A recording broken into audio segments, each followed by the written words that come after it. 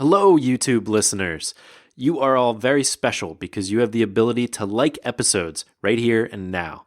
So please hit that thumbs up before you close the tab and get to your creative work. It helps out so much for the YouTube algorithm, especially as I'm starting out. So thank you very much for doing that up front. And don't forget that you can always subscribe on your favorite podcast app to listen on your phone when you're on the go. Thanks for listening to this episode, and I'll see you face to face on Wednesday right here on YouTube for my shorter, bite-sized dose of inspiration.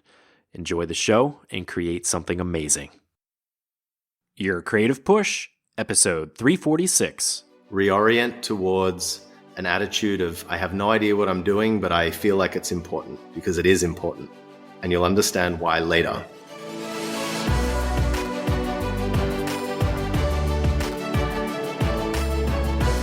Welcome to Your Creative Push, the podcast that pushes you to pursue your creative passions. I'm your host, Youngman Brown, and my guest today is Adam Paquette. Adam is a painter from Australia, currently living in Berlin. He's been creating artwork for Magic the Gathering since 2009, and in that time has illustrated over 250 of their cards. He also works with Sterling Hundley for Legendeer, which aims to be the connection between a life well lived and the creative process. And Adam comes on the show today to talk about the literary and verbal emphasis from his childhood and how he first got involved with Wizards of the Coast, why he's living in Berlin and how it brings out his artistic side, and through living in Berlin, his shifting frame of reference from the mind to the body. Adam also talks about the cyclic way in which our location informs our art and mindset and vice versa, and breathing in and breathing out in terms of input and output. Adam also discusses Legendeer and working with Sterling Hundley and the various disconnects that artists encounter and the concept of the embedded artist. Adam and I also discuss the idea of transparent studios and balancing personal and professional work and learning to say no. And finally, Adam's resistance of perfectionism and over-planning and what Antonio Lopez taught him about the pointlessness of art. And no, it's not what you think. This was one of those conversations that I really needed. And I know that it is going to inspire you as well, especially in this time of uncertainty in the world. And we'll get to that a bit at the end. So please, for now, sit back and enjoy my conversation with the amazing Adam Paquette. Adam, welcome to Your Creative Push, man. Thank you. Glad to be here. Glad to have you. Like I said before we jumped on, one of my listeners on YouTube actually reached out to me to put me onto your work and ask if you'd be willing to come on the show. And I have to say that now that I've checked out your work and I've listened to kind of where your mindset is, I am so excited to have this conversation. I think it's going to be really valuable for our listeners. So welcome to the show.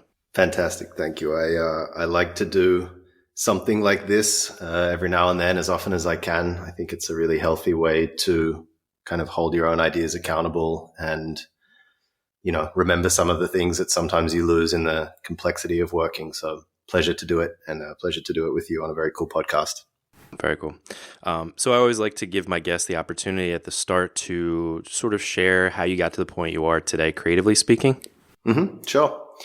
I mean, I guess it depends a little on how somebody finds my work.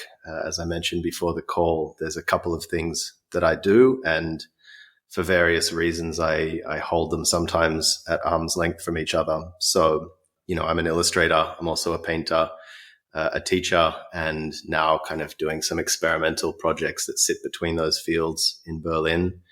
But if I had to trace all of those things back to a common point in my childhood, I think that I probably had quite a literary or quite a verbal emphasis in my childhood. So when I was young, my mum was doing some work with sort of cultural liaison work with people from different communities around the world that were traveling to Australia to give talks or go to events. And these were people from maybe tribal groups or spiritual traditions, things like that. And so my house when I was young was quite full of storytelling and very alive thinkers. And also during that time, I lived on and off for a couple of years in India, in an ashram where my mum was doing her teacher training. And between those influences and also her very active presence in my thinking as a kid, and a lot of questions and a lot of storytelling, between all of those things, I developed a love of ideas, a very childlike love of philosophy and spirituality, and definitely an appreciation of the imagination. And so those things would continue to inform the way that my interests in art would develop, as well as spending a lot of time in nature, which would kind of come into play a little bit later on.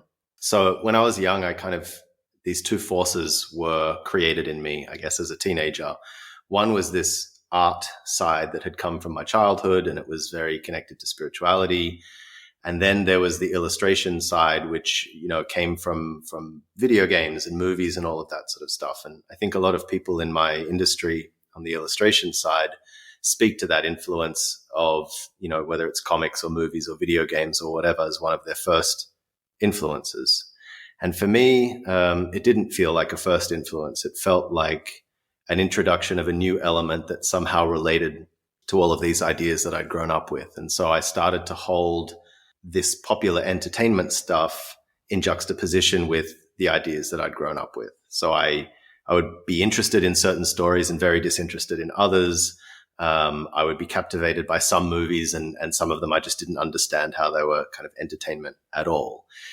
And, obviously then I left high school and I was deciding what to do, and I had done a lot of writing, but I'd also started to draw and stuff like that. And I realized that there was an opportunity to make a career in entertainment.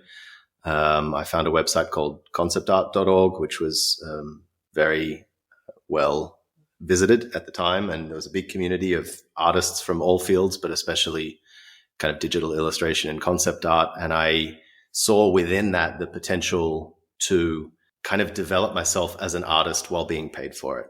And that became my kind of naive and not very well planned motivation moving out of high school and into university.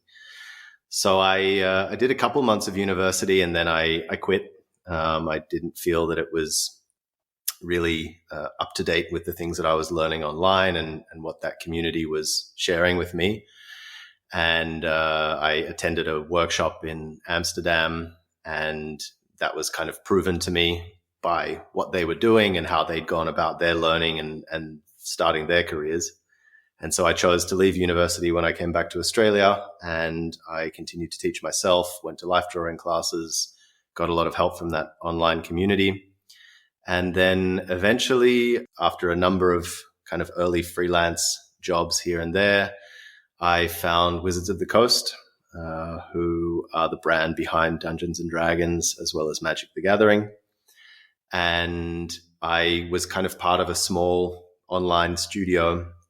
We were taking work as a group for D&D, and then that led to a direct relationship with the art directors, and I continued working for D&D on my own. And then eventually, through attending a workshop in the States, I was kind of poached out of D&D into Magic. And since, I guess, mid-2009, Magic has been essentially my kind of full-time freelance job. And that freelancing, other than validating me as an illustrator and where I was in my career, it also created a stable base and opened up to long-term travel. And that was something that I really wanted to do, was travel and do my freelance work on the road and, kind of reconnect to that traveling that I did in my childhood and spend that time in the places that I felt were more conducive to my creativity than home was at that point.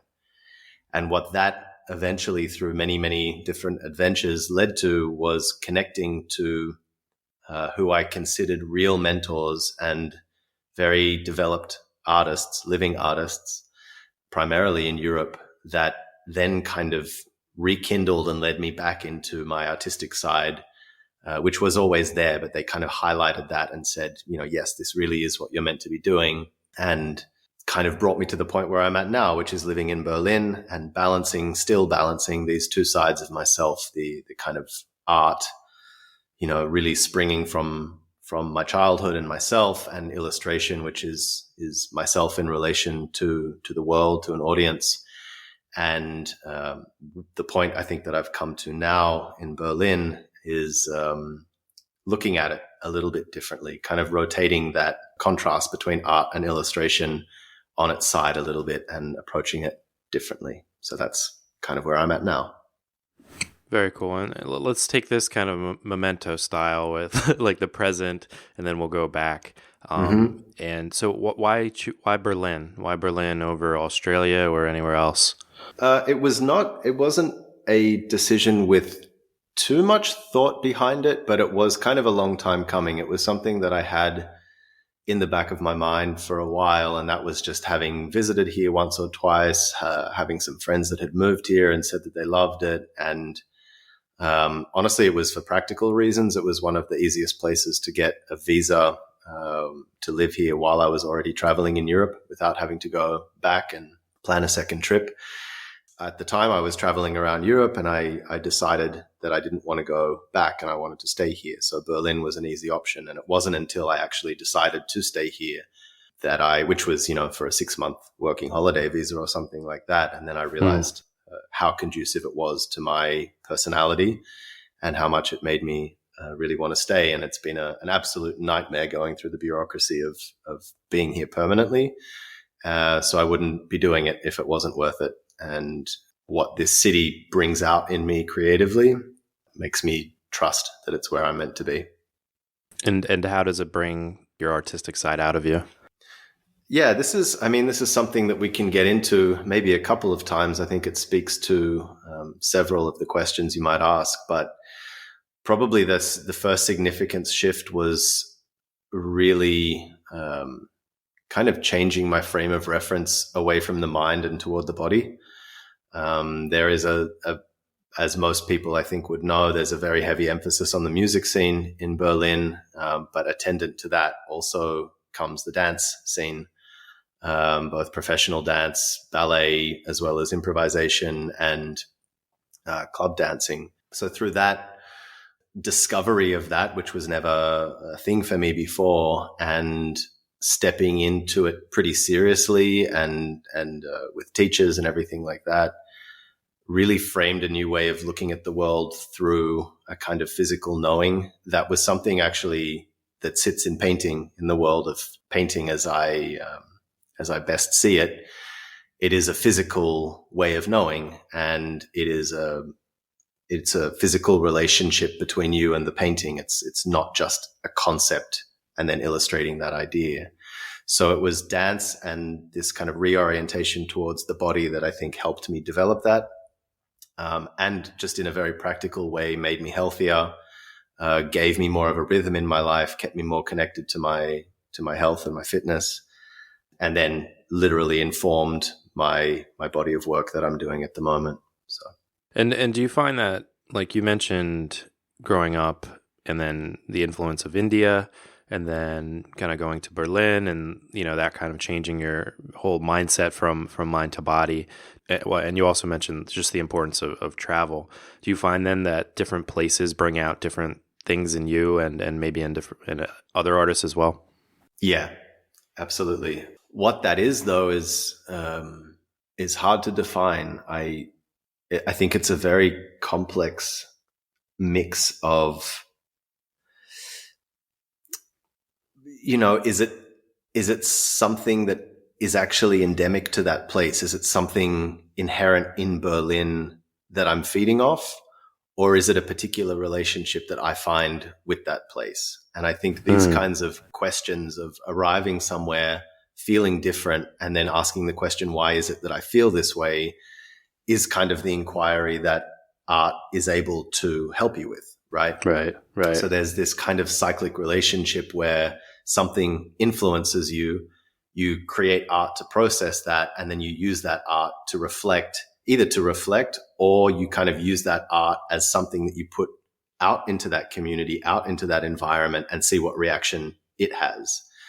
And so it kind of remains to be seen whether a lot of the things that I find amazing about Berlin are in fact parts of myself and that it doesn't have that effect on other people, or whether it's an ability to pick up on what is special about a place. And Berlin is changing very quickly.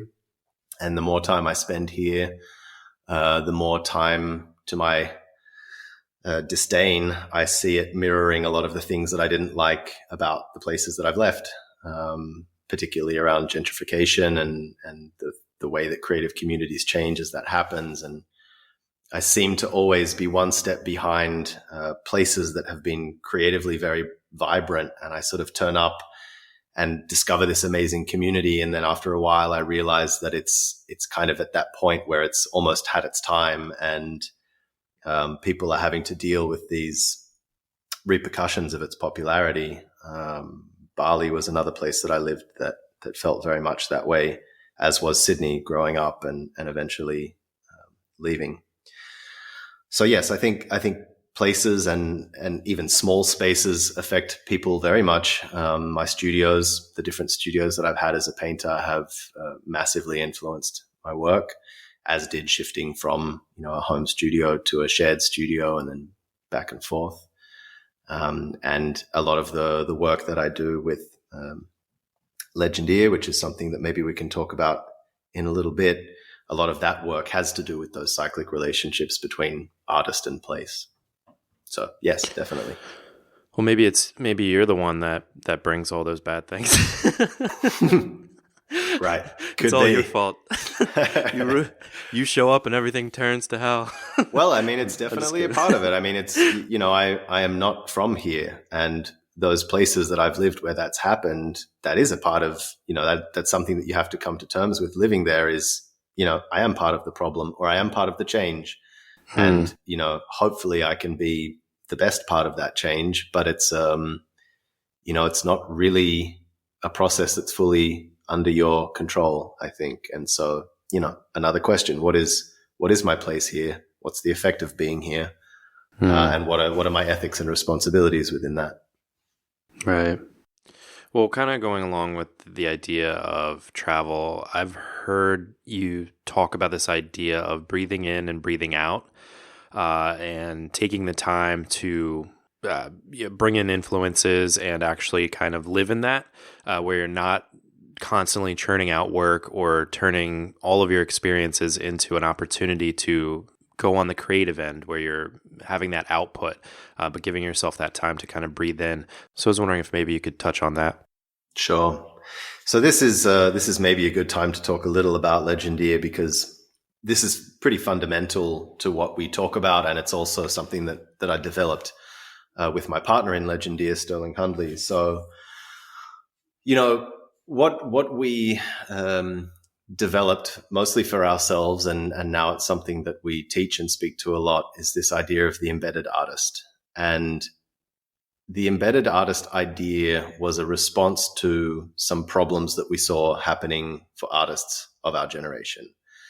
And they were disconnects of different kinds, whether it was a disconnect from themselves, from their own understanding of who they are, maybe because they've relocated their frame of reference to other artists on Instagram, and that's how they judge their own work and their own ideas. Or it could be a disconnection from their family, or a disconnection from their country, or, a disconnection from nature, a disconnection from many different things. And the embedded artist idea is about identifying what are those disconnections and what are the ways that I can bring myself back into this cyclic relationship with experience. So the breathe in, breathe out thing is kind of an antidote to that hyper-productive kind of late capitalist mindset of valuing yourself by how much you work. But it's also kind of contained within how you approach the creative act itself. So it's not just saying, make sure you have time off, because time off is really healthy to allow your mind to rest. It's saying there are different parts of the creative process where you need to be aware of whether it's a receptive or an expressive mode. And in both of those situations, you may actually be, quote unquote, making art, as in you may be touching pencil to paper. So in my own work, I've found that the rhythm comes from not taking time off, but drawing a really clear distinction between when am I in the world and using drawing as a way of bringing different forms of energy in? And when am I in the studio, quote unquote, and allowing, rather than new ideas, I'm allowing everything that I've processed through that mechanism to become something else. And so the work that I'm predominantly doing at the moment is based in the electronic music world in Berlin, and it's based in places that don't allow photography. And so my breathing in is experiencing these spaces, experiencing them directly in terms of dance, sound, light, all of that stuff, but also experiencing them through the medium of drawing in those spaces. And importantly, what that drawing act brings up in other people in these places where typically no one is recording any imagery. And so that's a breathing in for me. That's inviting discussion. It's inviting, other people's opinions and other people's perspectives on these things. And all of that kind of active research then gets taken to the studio, and I don't feel at all burnt out or tired of creating. For me, I feel like I've had this big break and now I'm ready to really start painting. So, the breathe in and breathe out is really, I think, for each individual artist, finding the mechanism that creates a rhythm for them, because rhythm helps keep things paced and keep things motivated. So that could be, in fact, taking time off. It could be taking time just to sit and watch without a pen and paper. But for me, the pen and the paper help me see better. And so that's my way of breathing in. Does that make sense? It makes total sense. And it seems to be this idea of input, output, perhaps creating for too long, burning yourself out. It seems to be a theme that's coming up on a lot of my recent conversations, but perhaps that's because I recently went through one of these things where, I was just way too much creation and totally burnt out and hating the thing, and then taking a long break, but maybe too long of a break, where then I had that excitement where I just wanted to explode because I wanted to create so bad. So I think it's something that a lot of people can relate to, this finding this balance of input and output and breathing in and breathing out. What would your advice to someone be on when to stop breathing in or when to stop breathing out? How do you know when you're kind of through that phase? I mean, I think that it depends on, I think some people will breathe in too much and some people will breathe out too much, and I think the consequence of producing and breathing out too much is burnout. And I think that's what most people feel. And the consequence of breathing in too much is, people say, where do you get your ideas? And I say, where can I hide from my ideas? Where can I get a break? Right. I think the breathing in thing is there's just too much and not too much for me to handle in terms of experience, but there's so much coming in and I'm not balancing that by processing it. And I start to feel like all of this good material is getting lost. And I don't mean, good material to be turned into a product. I mean, good material for life, the substance of the soul, this kind of stuff. It's like there are these magical things happening and they keep kind of coming at me and I'm not doing anything with them. And there's a kind of inertia that comes from that. And it starts to be kind of depressive. So you've got kind of fried out on one end and sort of way too mellow on the other end in a way. So I think the advice is, first of all, to identify and not presume that you know what those two parts of your own process and your own work are, to really sit and examine what does feel like breathing into me. Because for some people, especially in the world of painting, the act of painting itself might be breathing in. That might be the place where they actually are not under pressure and they are responding to the experiments that they're doing with paint. And they're actually attentive and learning and receiving all of this new information from that medium. And it's the promoting it, or it's the, coming up with new ideas part that is the breathing out. And that's giving them stress. So it's quite tricky to actually understand what those two modes are for you. And then you also have to find your individual balance. And that's a personality type thing. How much time do I enjoy breathing in or breathing out, whatever that means to me. So I think there's many, many levels of of advice and different ideas for that, but maybe difficult, to pinpoint something unless you're speaking to an individual. Yeah, no, that makes sense. And I think it all comes down to, like so many other things, it's knowing yourself. And through art is the way that we really know ourselves, but also knowing or trusting our feelings, and not just doing something because the internet tells us to, because Gary Vaynerchuk creates, is up all day every day recording himself doing his business deals and all that stuff, like and we're seeing this like constant perfection from people on Instagram and constant output from people, and we think that, okay, the only way that I can reach that level of artistry or whatever it may be is if I have this constant flow of output and just keep creating perfect things. And that just is just a recipe for disaster, when really kind of the whole purpose of art is sort of like you were already talking about, just like this idea of using the art to kind of figure out what we think about the place that we're at, or our current mindset, and that idea of the idea of the embedded artist just being disconnected from it all because of the way that we think we're supposed to be doing it. Mm-hmm. Absolutely. Well, can you talk a little bit more about Legendeer? Like, specifically, what are you two guys trying to do with that? Yeah, so Legendeer began actually as a kind of a summer program. My partner was teaching at Virginia Commonwealth University in Richmond, and he was doing this work with his illustration students, where he would take them outside and take them rafting down the James River, and they were getting credit for their illustration course while they did that. And he really wanted to get people out from behind the desk and off the computers and away from these things that were creating this kind of vicarious way of living through other artists. And so he started developing these prompts to get people out and exercising and making art while they did it. And I got in touch with him and said, I'd love to do something like this in Australia, and maybe we could cross promote that and kind of connect our communities. And Sterling said, I'd love to actually get you on board and make something bigger together. And so we did a number of embedded residencies, one per year for a few years, where we took people out into different national parks and we talked about this stuff. We talked about who they were, where they were coming from, what their patterns were, what they really wanted. And, a lot of people just didn't really know, like when you really dug down into it, they didn't really know why they were doing what they were doing.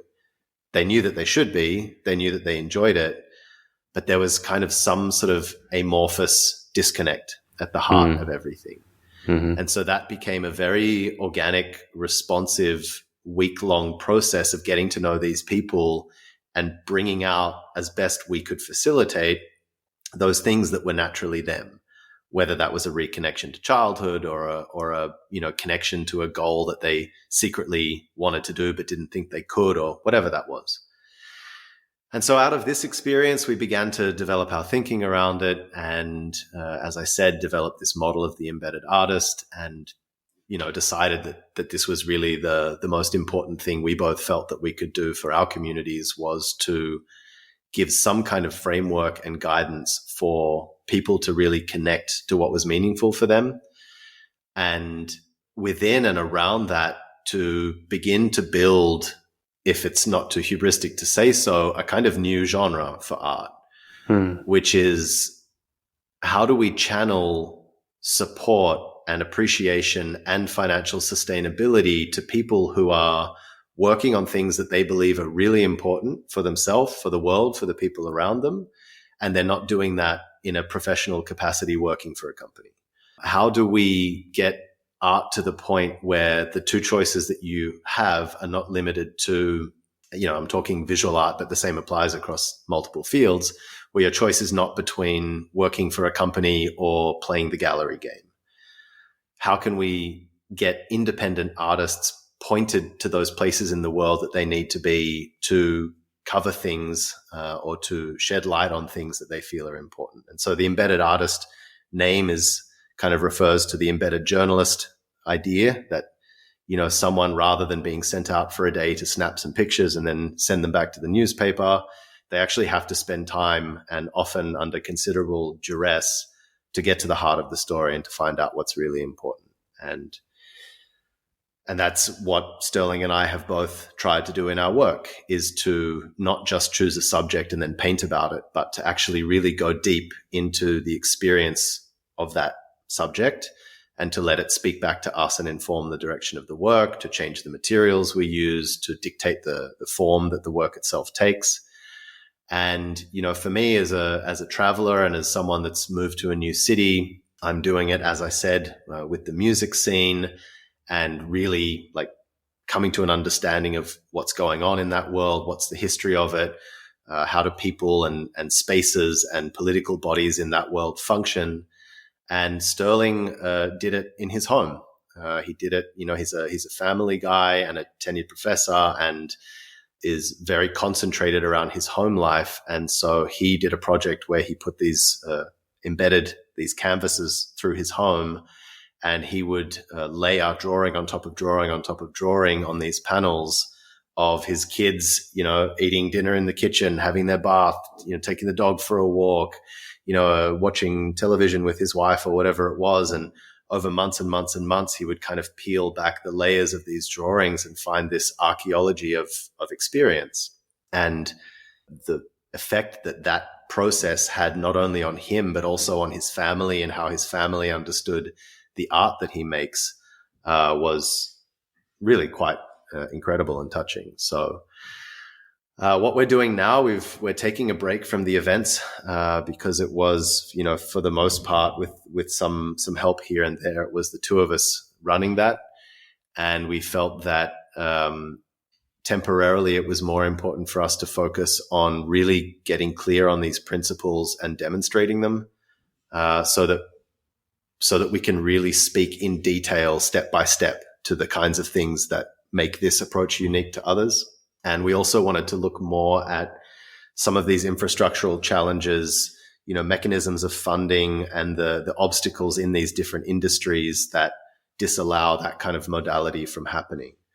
And so we're, very much at work behind the scenes, and very excited to focus, I think, more on building that community and building relationships with different organizations and bodies that are going to help us kind of redirect resources to artists and make these opportunities real and sustainable for people that have ideas and want to get out there and do something.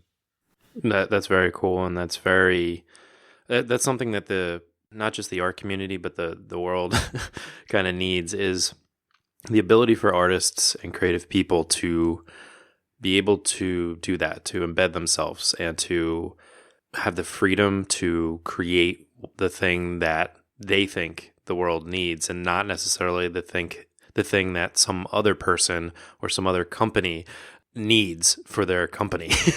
And there is a compromise, right? So I think on one end, yes, you have, I'm selling my soul to advertise someone else's product, and I'm not particularly happy with that. And on the other side, there's, I'm here in my studio. I think I'm a genius, and I think the world needs to hear what I have to say.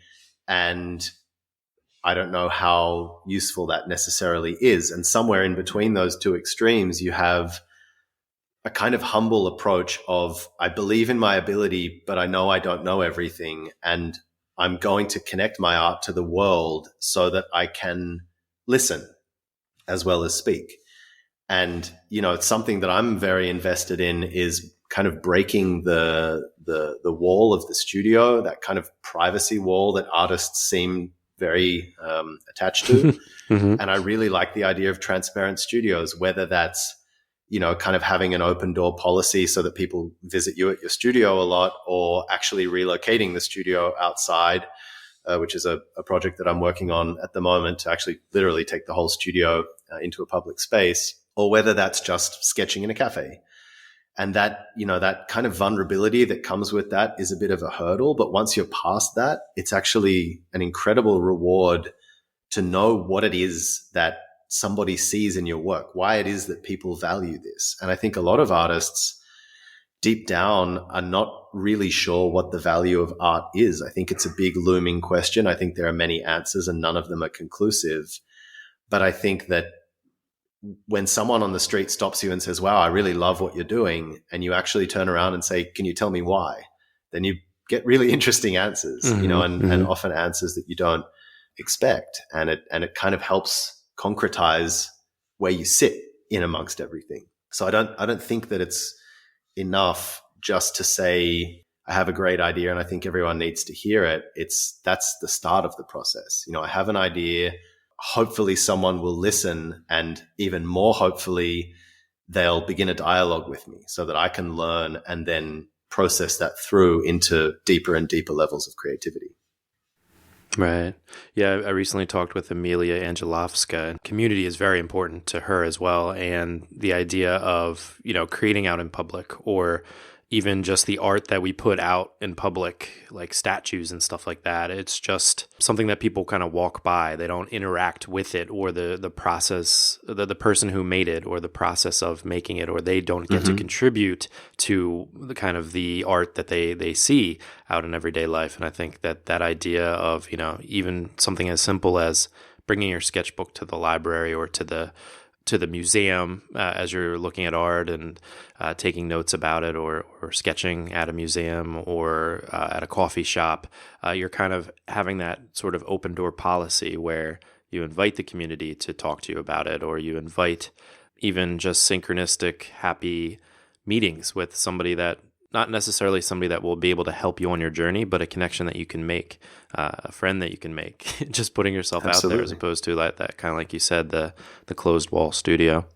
Right. Actually, one of the first things I did when I came to Berlin was to organize a life drawing session on the Ringbahn, which is kind of the ring train that goes around the city, does a loop. And I kind of got a group that was already doing life drawing, and I said, all right, Saturday night, 7:00, we're all going to meet on the train. We've got a model, and we took over 2 carriages and we did life drawing. The model was kind of moving up and down the carriage. This is something you can only get away with in Berlin. It's awesome. But we did it. And one of the things that I did was I had a couple of spare pads of paper. And so when people were getting on the train, I would offer them the paper and say, if you want to do some drawing, go for it. And most people did. And, they would stay on the train for 2 or 3 stops and get off, and they would take the drawing with them. And it's, 1 cent per piece of paper or whatever it is. It's a very cheap way to give somebody a pretty radical experience if they've never done that before, and leave them with something that sticks with them. So it's also that kind of giving people permission and normalizing this thing that's normally seen as kind of a reclusive genius profession. It's not. It's a mode of being in the world. It's a playfulness and a willingness to experiment. And when you kind of thrust someone into that, they realize pretty quickly that it's not as hard as they maybe thought to get from where they were to that point. I love it. You're like a crack dealer for artists. It's like, here, the first one's free. Right. You know how to find me. I'm on Instagram if you need more. That's perfect. I love that. Well, so you mentioned before, like trying to determine what the purpose of art is, and it's different for every person, but maybe could you take a crack at sharing what you believe the purpose of art is? Oh, it's a big one. That's a biggie. I mean, it's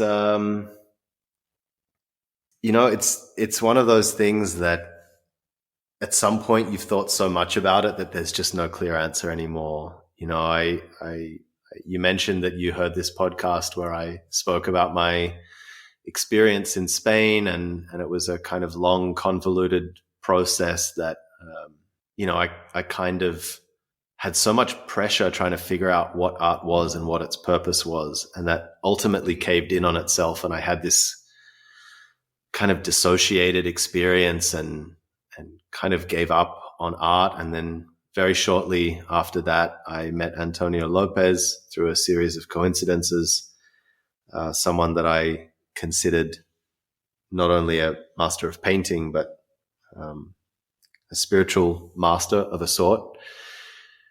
And, his answer to my very earnest inquiry about the purpose of art was that art is pointless and that there is no path to follow. And that kind of paradoxical opening of there is no point to art. There is no purpose of it. And that is the moment where it becomes meaningful. And there's so many levels of complexity to that idea. It's not just this thing of, okay, now I can go and paint whatever I want. Nothing really matters. Just have fun with it. It's this kind of very real responsibility that comes with an acceptance of absurdity. It's, when nothing matters more than anything else, everything matters intimately and sublimely. And I think the purpose of art in respect to that is, I think it's just it's a conceptual container for whatever that thing is that is your earnest inquiry. And I think a lot of people do art and will never ever call it that or even think of it that way. But I think that it's a label that we put on that thing that you do when you're really wholeheartedly and innocently and earnestly investigating life. And maybe even investigating limits it too much, experiencing life or contributing to life or whatever it is. But it's a principle of being connected, I think. And then you look at art as a whole collection of what has been made and who has lived in that mode of being. And you get this historical element, which is a record of a very difficult to decipher record in all languages, from emotion to color to sound to movement, of those experiences and those people that have lived fully. And if nothing else, it is a gigantic, crushing pressure to live fully in a world that is kind of geared towards living conveniently and living easily. Yeah, the concept of living fully is something that I think about a lot. And it's something that it's hard to quantify what that means. It's something completely unique to each person, but kind of like we were talking about before, I think what that is something that you feel sort of in your bones. It's like that thing that gives you excitement, like when you're kind of breathing in and you want to then suddenly breathe out. It's like that moment right there, like that thing that switches for you for the intake. To make you want to spew that out in a different way with your take on it. I think that right there, that moment, is the thing that you need to try to dive into, if that makes any sense. It does. And something that I have noticed is that it's kind of easy to identify those moments when they're euphoric and fun, when you're having an amazing new experience and maybe you're sharing it with someone and you kind of turn to them with these wide eyes, like, right, are you seeing what I'm seeing right now? Is this really happening? Yeah. and that excitement, that's living fully. But then there's also, being in the middle of a deep, dark depression or, something really terrible happens in your life. And in this moment, you also come fully alive. And there's no other option. There's no option to switch off. Like every nerve in your body is up, is aware, And so that's living fully too. And maybe not by choice, but I think remaining, there's sort of like in both of those situations, you come awake and then you sort of tumble back into sleepiness. And maybe art is that thing that in both of those situations kind of grabs onto that moment of aliveness and either extends it out or makes something of it. And I think you see that both in people that have gone through intense difficulty and have kind of taken that trauma and really worked with it, and also in people that have discovered something amazing and exciting and then have really worked with it. And you see that in not just in art, but in the sciences and all of these other fields as well. So, fully alive is something that you only really know when it's happening. And I don't think in that moment you can really stop to try and figure out what it is. But maybe the next day you pick up the pen or the paintbrush or the violin or the whatever it is and start to figure it out and piece it together again. Right. Completely. Now, On this show, we like to talk about resistances and things that hold people back. And there's many different things for different people that hold them back. But I was wondering, do you have any resistances that hold you back, or perhaps held you back in the past?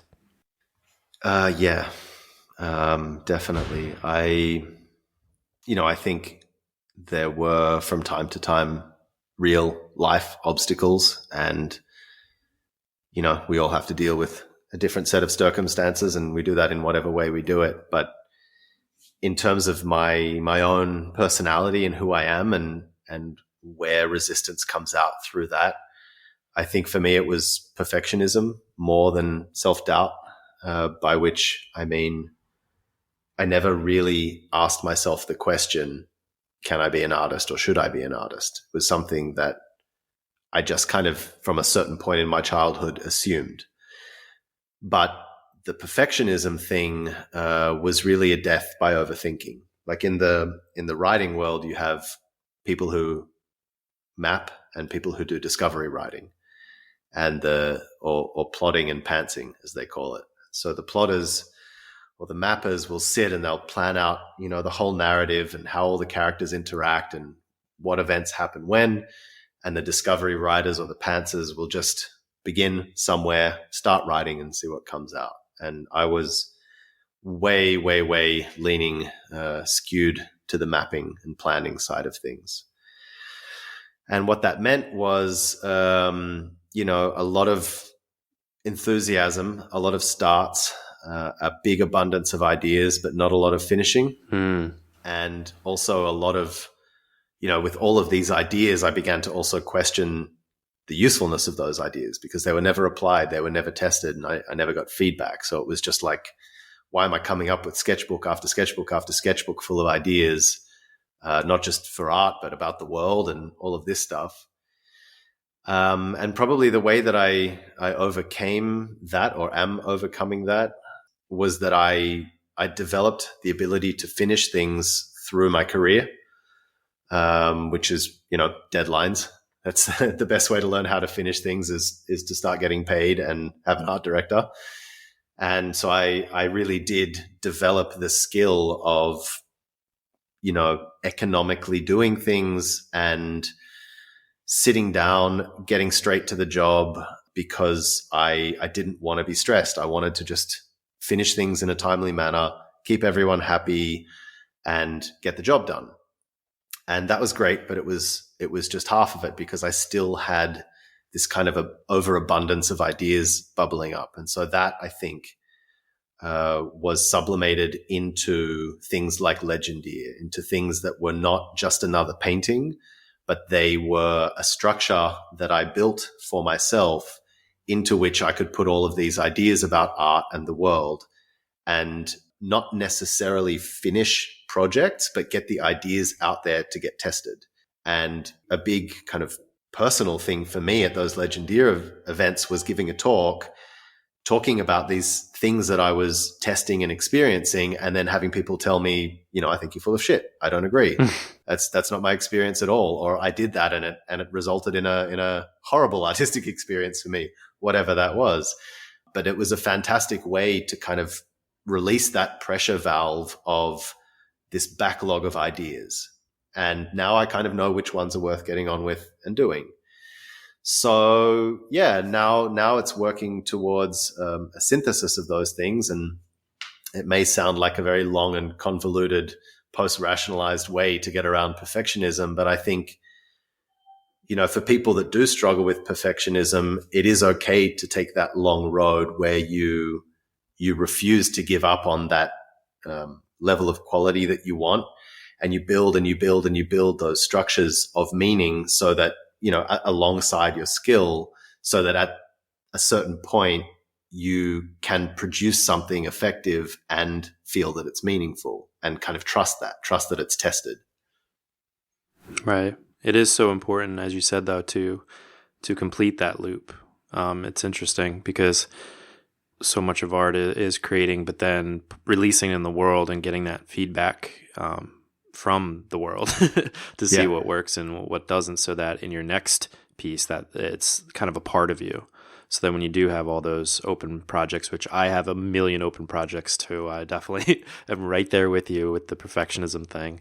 Yeah. Just all those things that start but never quite finish, or you plan to still finish at some point, but they're just still kind of going. Yeah. I can definitely relate. Well, and you mentioned the professional side helping you in that respect and having deadlines. And I wonder, you've done like, I think over 200 Magic cards. Is that right? I think including the ones that aren't published yet, it's around 250. Wow. Okay. So with that body of work and having all of those pieces they came from somewhere else, but you get to put your own spin on it. What kind of balance have you found between doing professional work and then doing work for yourself? Yeah, I mean, that's an ongoing thing, and it scales to, well, at least for me, it scales to how much work do I need to be doing at any given time? What are my costs? And most of the people that I work with, I think, have a pretty clear focus on their fantasy art. It's really the core of what they do, and often the personal projects are something fairly similar, and maybe a comic book or a graphic novel project that they're working on or something like that. And I've always kind of held for better or for worse, my personal work kind of as an opposite or as an antithetical force to my commercial work. Right. As you said, arm's length. Right, exactly. And it's not to say that I value one more than the other, but I value them very differently and for different reasons. So I think somehow I've created a balance through that competitive force rather than by having these things that all sit within the same wheelhouse. I build that resistance so that the moment that I'm finished with commercial work, I am straight onto something that I feel is genuinely meaningful and that really needs to be gotten to. And the moment that I am exhausted and out of ideas on that, there's always something to be done on a deadline, So there's that kind of leaving no real room for questioning, what am I going to be working on tomorrow? It's kind of clear. It's going to be one or the other.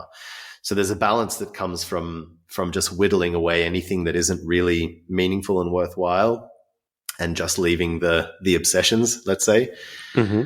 And the other thing is learning to say no. And that's something that came to light over the last few years. And I think my take on where that problem that a lot of people have comes from is that as a freelancer starting out, you kind of leverage your enthusiasm and availability against your lack of experience. So saying no is a muscle that you don't really exercise until you feel that you've attained success and you can afford to say no to things. But the problem is that idea of success keeps getting kicked down the road. Mm-hmm. So after a while, you realize that you've never really allowed yourself to believe that it's okay to say no and your entire career isn't going to come crashing down around you. So at some point, it begins, as most important things do, with taking that first risk of saying, I feel that I really need this job, or I'm going to really piss someone off if I say no, but I'm going to listen to that voice that tells me that I need to do it, and I'm going to see what happens. And I have found that every time I've done that, it has not only been okay, but it's kind of opened up a very rewarding direction for me. So I think that contributes a lot to balance. And you hear it come up often with people that burn out, and then they come back and they decide to work less, and suddenly they realize, wow, the quality of my work's gone up. I'm enjoying it more. I'm less distracted. I stop scrolling Facebook, because they've actually just cut away that feeling that they need to be always on and always saying yes and always available. I wanted to ask you before we get to the final push, when you get to a piece, whether it's for someone else or whether it is just your personal work, and something's not working, something's not right, it's not going the direction you think it's going, but you still want it to happen. You don't want to just discard it and throw it away. What do you do when you reach that point of not knowing which direction to go, or when things aren't quite working? I mean, I guess that's the breathe in moment, right? That's the signal that says there's something that you need, and you need to trust that it's not going to necessarily come from you. So when I get stuck, one of the questions that you brought up when you briefed me on the interview was maybe looking at resources. And I value less and less resources that are always available. I value less and less, Wikipedia and Google Images and phone a friend. I think that there's so much of this stuff everywhere, and it's the natural place to turn to when you get stuck. And I still do, and I did for a very long time. But I think in lieu of resources, I want to train resourcefulness, and I want to train those things within myself that I can dig into when it seems like there's nothing really there. I kind of either go looking for it deep internally, or I take that self out into the world and I wait for that response. So it's an active listening mode. But then there's also something to be said for pushing through. And I think there's a confidence element that comes into that. And it's something I recently switched almost entirely to working traditionally for magic in oils. And something that came with that was this kind of fear of, well, what happens when you need to make a change or you want to go backwards? And I found, in fact, the experience was the opposite, that there was something so exciting about realizing that there needed to be a big change in the painting, and my only option was to scrub half the thing out and repaint it. There was a kind of twisted motivation that came from the difficulty of that. That was much more exciting than, well, there's 500 options. I can, throw a photo in here, or, undo this 50 times, flip it, do a curve adjustment, whatever those things were. The only way forward was just to try again.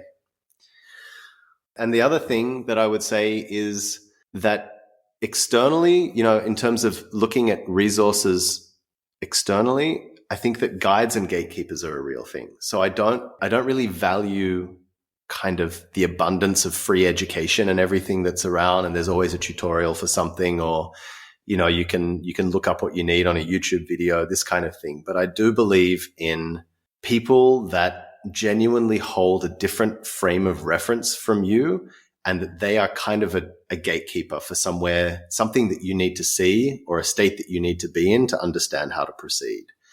And this is also a skill, which is, how do I find people, or how do I attract people that understand me but think differently enough to me that they can open a new way of looking at things? And so this is something that I also value a lot when I'm stuck, is to invite someone into the studio, or to go and meet someone that I feel is able to kind of rock my boat a little bit and change my way of thinking. Adam, this has been amazing, but it's time for the final push. And that's where I ask you to reach through the microphone and grab the shoulder of one of the listeners that you've already really inspired today, and just give them your final words of advice and push them to pursue their own creative passions.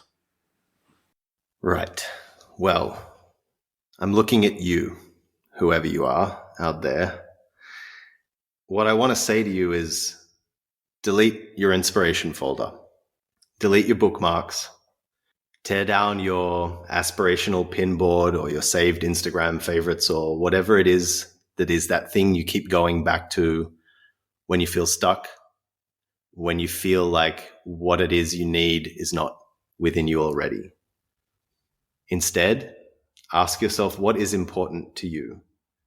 What is the question that burns inside you right now? Take a step towards that question, not towards a solution or where you think the answer is, but step further into the question right now. Go wherever it's uncomfortable. Reorient towards an attitude of, I have no idea what I'm doing, but I feel like it's important, because it is important, and you'll understand why later. Like poetry, it's going to unfold over time. You're not going to understand it until you've lived it. And as you proceed with this question over time, trust that the skill is going to follow along with that question by necessity. It's like gaining strength because you know you need to climb a mountain. You get stronger as you do it. Skill adapts to your ambition. It's not the other way around. You don't adapt what you're capable of and what you want to do according to your level of skill. Go where you want to go and let the skill follow. At some point, if you keep doing these things, you will understand something about yourself. And your skill will be there to communicate that thing. And when that understanding and that skill arrive together in that moment, the creative act doesn't remain a question, it becomes a responsibility.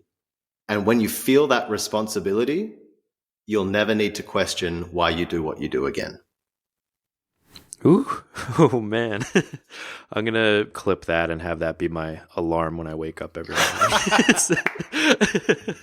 That's awesome. I can send it to you in a sexy voice privately if you want that, if that's what you need. Oh, perfect. Oh, man. Oh, that was awesome. Dude, Adam, thank you so much for that. And thank you so much for this awesome conversation. You're welcome. It was a pretty freewheeling exploration of ideas. I do hope that it made sense, and I hope that people can take just one little useful thing out of that and go out there, wherever out there is for them. Excellent. They'll definitely get more than just one. And for everybody listening, you can find Adam on Instagram. He is Adam Paquette, Paquette. And of course, you can go to today's show notes page, yourcreativepush.com/346, to get all the notes and all the places that you can find Adam. And Adam, thanks again, man. Thank you. Absolute pleasure.